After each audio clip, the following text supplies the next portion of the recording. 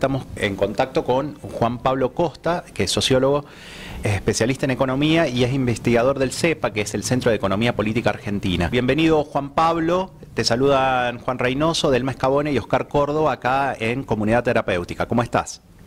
Buenas tardes, ¿cómo están? Muy bien, ¿vos? La estamos pasando mejor que los ricos que no quieren pagar lo que tienen que pagar, digamos, básicamente. Sí. Juan Pablo, yo he estado sacando cuentas y creo que no pago, pero ¿quiénes son los que deben pagar y por qué deberían pagar según tu punto de vista? Bueno, a ver, empecemos por lo más simple de alguna forma, para evitar cualquier tipo de confusión. La verdad que en los últimos días yo por lo menos escuché muchísimas afirmaciones muy equivocadas en muchos medios de comunicación planteando que era un impuesto confiscatorio, que esto iba a traer muchos problemas, que era injusto, que podía afectar a la clase media, a las pymes. Bueno, nada de todo eso es cierto. Yo eso quiero que quede extremadamente claro. Es un impuesto que va a alcanzar a un ínfimo porcentaje de la población. Para que se den una idea, es el 0,02% de la población. Son menos de 10.000 personas en todo el país que lo van a pagar, que son las personas, no las empresas, solamente las personas físicas que tienen un patrimonio fiscal, o sea, valuado en términos fiscales, de más de 200 millones de pesos en términos de riqueza personal. Es decir, si yo tengo una empresa y esa empresa tiene maquinaria, viene de capital, etcétera, eso no cuenta, ¿sí? Solamente cuenta mi patrimonio personal, como si yo tuviera una mansión, un yate, esas cosas mías personales, solamente eso cuenta. Claro, porque ahí se descarta. Para terminar con esto, son menos de 10.000 personas, como te decía, los que van a pagar. Ahora, como la alícuota es progresiva, en realidad la estimación que hicimos es que la mitad del impuesto, la mitad de la recaudación, mejor dicho, se estima una recaudación de 300.000 millones. Ahora, la mitad de esa recaudación la van a pagar 250 personas, nada más, ¿sí? Que son los más ricos de entre los ricos, ¿sí? Es la elite, o sea, los dueños de Techin, los dueños de las principales empresas, claro. No, la gente más rica. Así que ese es el verdadero alcance de esta propuesta de aporte extraordinario. No tiene nada que ver con la clase media, con el sector productivo en general y muchísimo menos con las pymes. Juan Pablo, yo creo que sí tiene que ver con la clase media porque es la primera que sale a defender no el cobro del impuesto, sino todo lo contrario, de que no se cobre. Eso por un lado, pero lo que en tu explicación queda claro de que aquellos que decían que va a perjudicar a las pymes porque las empresas tienen maquinarias, etcétera, etcétera, por valores superiores a 200 millones, en algunos casos, bueno, en este caso queda descartado, porque es solo a las personas. Ahora bien, vos dijiste que hay pocas personas que van a tributar. ¿Cuánto se piensa recaudar a partir de estas tributaciones? Mira, la estimación es de una recaudación aproximada de 300.000 millones de pesos, ¿sí? De lo cual, como te decía, la mitad, o sea, 150.000 millones de pesos lo van a tributar las 250 familias más ricas del país.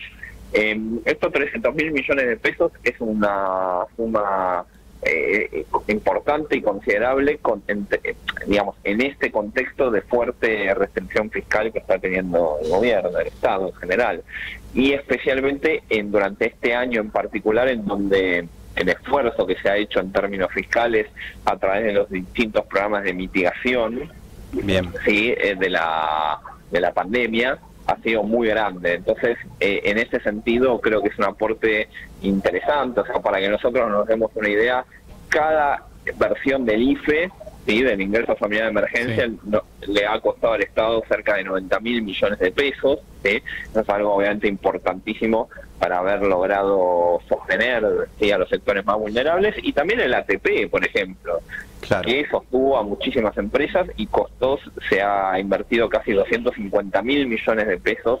Todo esto es el famoso déficit público, el famoso gasto del Estado, en este caso dirigido a programas de mitigación de la crisis. Entonces, en ese contexto, la verdad, a mí me parece mucho más pertinente plantear medidas más de corte tributario. Esto, estrictamente hablando, no es un tributo, es un aporte, pero sí lo podemos pensar en términos de política tributaria, a los sectores más ricos y no plantear medidas tributarias que pueden ir en contra de la recuperación económica si empezamos a pensar en ajustar, ¿sí?, a los sectores de menores ingresos, a los jubilados o a los trabajadores. Entonces, en ese sentido, también me parece, además de ser una buena medida en términos de justicia redistributiva, también es una buena medida en términos económicos, porque es una medida que apuesta a la recuperación de la actividad económica antes que a la retracción, es decir, a desacelerar la actividad económica con medidas más de corte ortodoxo, digamos.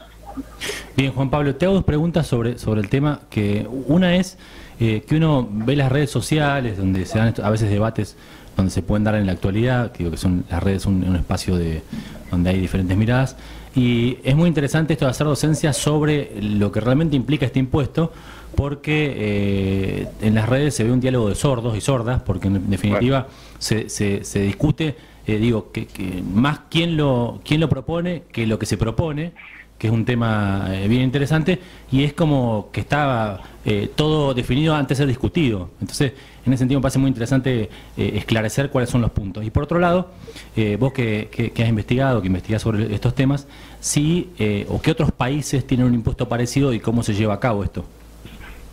Bueno, a ver, acá lo interesante es que, como bien decís vos, se plantea todo en términos tan dicotómicos, ¿no? Y además se lo plantea como una normalidad, como una excepcionalidad argentina, ¿sí? Con esto de cómo Argentina es el único país del mundo que en esta crisis piensa en subir impuestos. Bueno, es insólito, porque en realidad cuando uno empieza a ver cómo es la realidad en otros países de distintas partes del mundo, bueno, se está discutiendo lo mismo, ¿sí? Entonces acá no hay ninguna excepcionalidad argentina. Cuando uno se lo empieza a analizar, ve dos cosas. Primero, que la estructura tributaria en la mayor parte de los países del mundo, especialmente en los países del mundo que habitualmente se lo plantea como modelos, ¿no? Los países, por ejemplo, de Europa, occidental, etcétera, bueno, tiene estructuras tributarias en donde el peso de este tipo de impuestos, que se llaman impuestos de tipo patrimonial, es bastante más alto. O sea, pagan mucho, ¿sí? Los ricos pagan impuestos y pagan bastante. Bueno, de hecho, entre paréntesis, por eso Merkel, ¿no?, la canciller alemana, le dijo a Alberto Fernández hace no mucho: a mí siempre me sorprendió por qué en la Argentina los ricos no pagan impuestos. Bueno, eso entre paréntesis, pero entonces, primer punto es eso. Vemos que la estructura tributaria es muy distinta, ¿sí?, en donde los sectores más ricos pagan bastantes impuestos. Para que nos demos una idea, nosotros acá en la Argentina, sacando el debate del aporte extraordinario, tenemos un tributo que lo pagan los ricos, que es el tributo a los bienes personales, ¿sí?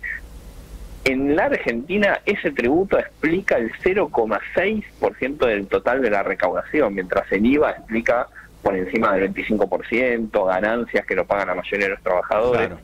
Es decir, tenemos un esquema tributario muy basado en impuestos al consumo y a la producción. Exacto. Y no a los impuestos patrimoniales como en otros países del mundo.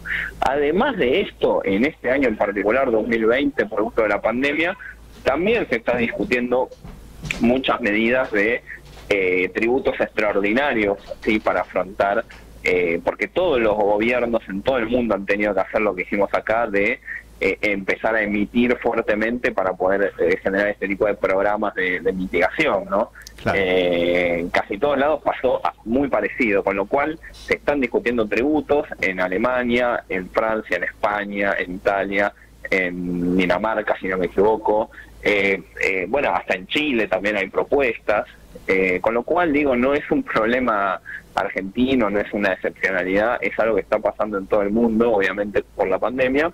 Yo creo que de acá en más lo interesante de esto es que ha generado un debate político, y con lo cual nos debemos, ¿sí?, un debate político y social abierto, para empezar a pensar que quizás sea ahora, ¿sí?, que en Argentina pueda encarar una reforma tributaria para, en este caso sí, empezar a parecernos más a este tipo de países en donde se grava la riqueza patrimonial antes que el consumo y la producción, porque además son políticas redistributivas muy eficientes y muy buenas.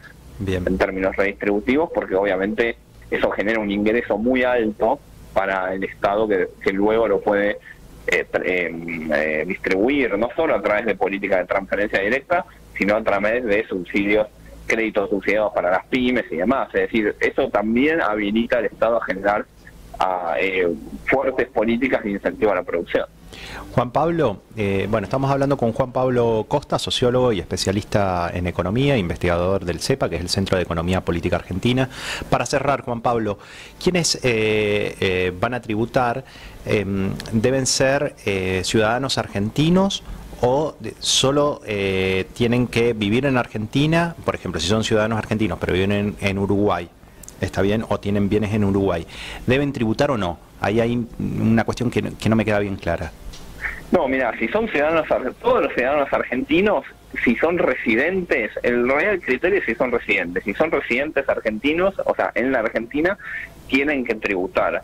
De hecho, la alícuota es sobre los bienes, el tributo es sobre los bienes dentro del país y también sobre los bienes en el exterior, ¿sí? Ah, qué interesante. De hecho, la alícuota es superior para considerar los bienes que se tienen en el exterior, ¿sí? O sea, la idea es premiar, de alguna forma, entre comillas, al que tiene los bienes dentro del país.